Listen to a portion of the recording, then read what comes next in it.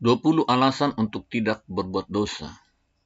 Alasan yang pertama, dosa tidak membawa kepuasan. Nah, hal itu sudah kita bahas pada video sebelumnya.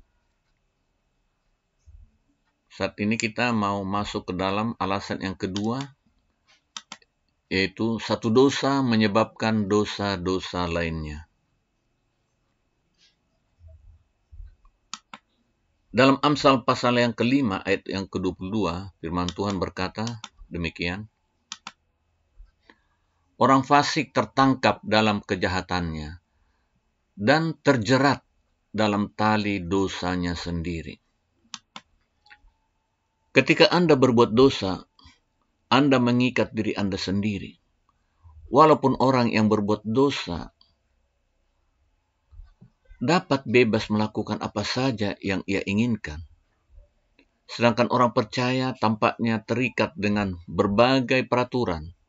Namun sesungguhnya orang percayalah yang hidupnya bebas di mata Tuhan. Orang berdosa selalu diperbudak oleh dosa-dosanya. Di dalam Yohanes pasal yang ke-8, ayat yang ke-24 dikatakan, karena itu tadi aku berkata kepadamu, bahwa kamu akan mati dalam dosamu. Sebab jikalau kamu tidak percaya bahwa akulah dia, kamu akan mati dalam dosamu. Maka orang yang berbuat dosa, maka dia akan diikat oleh dosa itu sendiri. Dan firman Tuhan berkata, kamu akan mati dalam dosamu. Sebaliknya orang percaya dibebaskan untuk melakukan kehendak Allah. Jadi orang percaya sesungguhnya memiliki kebebasan, namun kebebasan untuk melakukan kehendak Allah.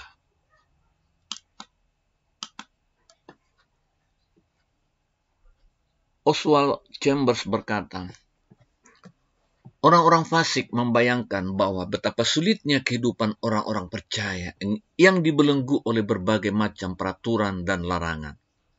Namun sesungguhnya belenggu itu ada pada dunia, bukan pada orang percaya. Tidak ada kebebasan sebesar yang diberikan dunia. Dan semakin tinggi kita mendaki kehidupan sosial, semakin erat pula belenggu yang ada.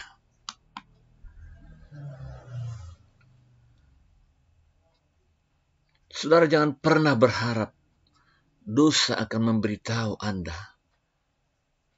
apa dibalik akibat daripada dosa yang Anda lakukan.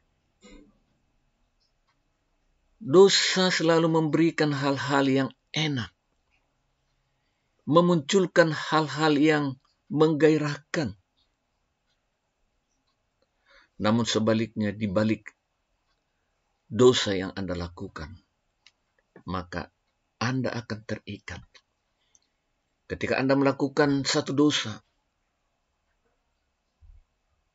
maka Anda akan menginginkan untuk melakukan dosa-dosa yang lainnya. Ada godaan seks. Dalam pikiran kita berkata, aku tahu kau sesungguhnya bergumul dengan hawa nafsu. Tetapi jika kau menonton film porno sebentar saja, maka kau akan mendapatkan penyaluran biologis yang sangat kau butuhkan. Jika engkau tidak mendapatkan penyaluran biologis, maka kau akan mengalami sakit atau kurang sehat. Maka engkau harus menyalurkannya itu. Tetapi saudaraku, apakah menyalurkan biologis itu dengan cara yang tidak berkenan dengan Tuhan? Ketika engkau menonton satu film porno, maka engkau akan menginginkan film-film porno yang lain. Satu dosa akan menjerat engkau untuk masuk ke dalam dosa-dosa berikutnya. Sungguh satu kebohongan besar menonton promosi Hal-hal kenajisan itu hanya akan membakar hawa nafsu dan menimbulkan kebutuhan lain yang menonton film-film kotor lainnya. Percayalah, satu dosa menyebabkan dosa-dosa yang lainnya. Oleh karena itu berhenti berbuat dosa. Karena satu dosa menyebabkan dosa-dosa yang berikutnya.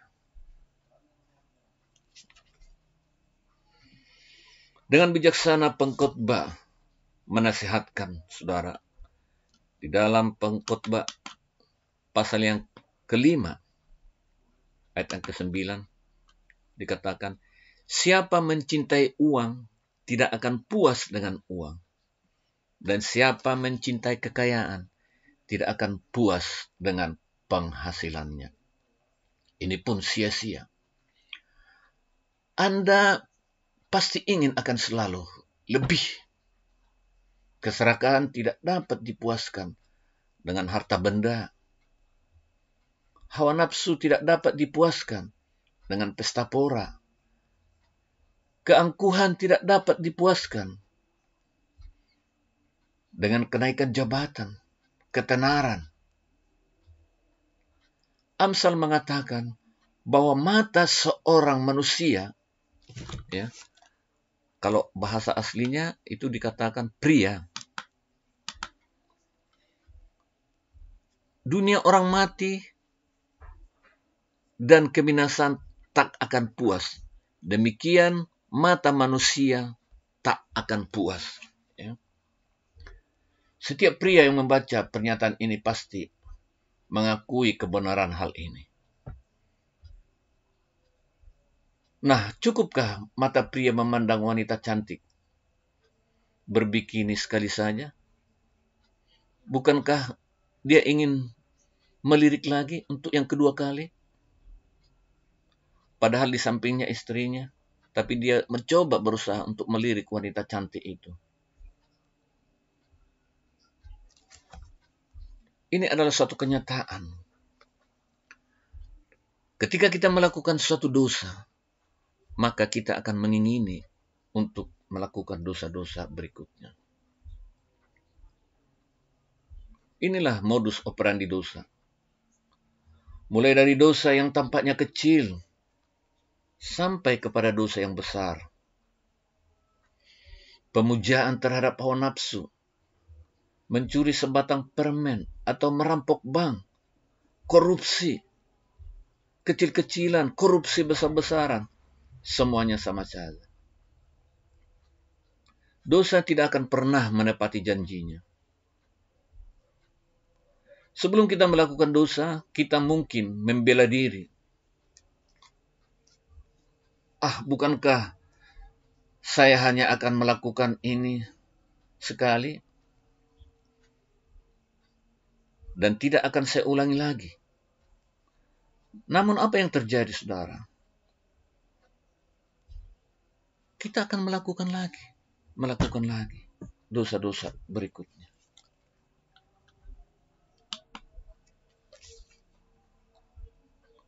Pada mulanya, godaan mungkin datang sekali dalam sehari. Kemudian berlanjut sekali dalam setiap jam, setiap menit, setiap detik. Tetapi manakala Anda menyerah, godaan itu membakar dengan sangat cepat.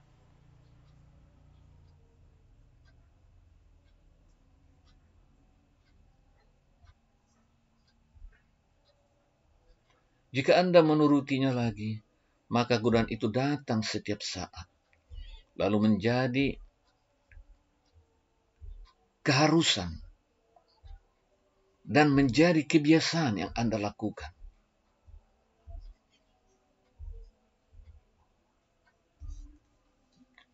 Dosa selalu merusak sifat dan kehendak manusia. Dosa tidak pernah membuat hidup kita menjadi lebih baik. Maka oleh karena itu, untuk apa berbuat dosa? Hidup Anda bukan semakin baik ketika Anda berbuat dosa. Hidup Anda akan semakin dekat dengan si iblis.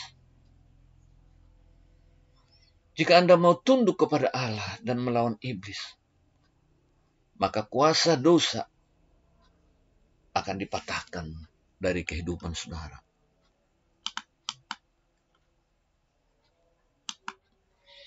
Karena itu firman Tuhan berkata dalam Yakobus pasal 4 yang ke-7, karena itu tunduklah kepada Allah dan lawanlah iblis, maka ia akan lari daripadamu. Tetapi jika Anda menyerah kepada dosa, maka dosa itu akan semakin mempererat ikatannya, sehingga Anda semakin sulit melawannya di kemudian hari. Dan dosa sudah merupakan kebiasaan dalam kehidupan saudara.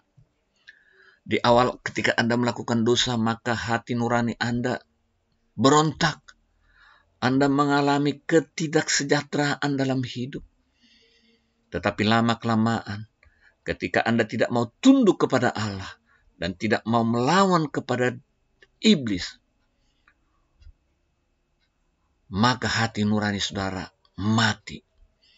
Ketika Anda berbuat dosa, Anda menganggap bahwa itu adalah suatu perbuatan biasa. Semakin sering Anda berbuat dosa, semakin sulit pula Anda untuk melawannya.